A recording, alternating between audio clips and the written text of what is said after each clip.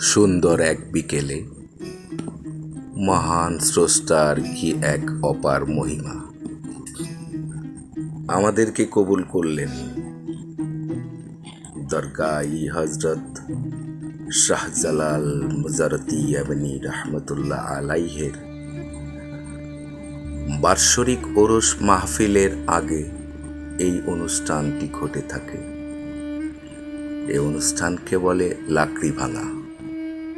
প্রতি বছরের ন্যায় এই অনুষ্ঠানের মাঝ থেকে প্রমাণিত হয় হযরত শাহজালাল মুজাররতি ইয়ামানী রাহমাতুল্লাহ আলাইহির মানবের অধিকার প্রতিষ্ঠার এক স্মৃতিস্তম্ভ।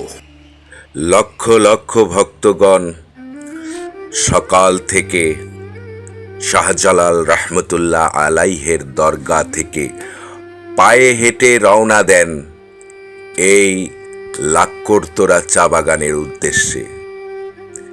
এই লাক্কড়তোরা চা বাগানের মাঝেই এই লাকড়ি ভাঙার টিলা। এখান থেকে সবাই একটি করে গাছের ডাল ভেঙে আবার শাহজালাল রাহমাতুল্লাহ আলাইহির দরগার উদ্দেশ্যে রওনা হন এবং মাজারে জমা রাখেন। ওরসের দিন সেই লাকড়ি জ্বালানি কাজে ব্যবহার হয়। এভাবেই প্রতি বছর এই অনুষ্ঠান ঘটে থাকে।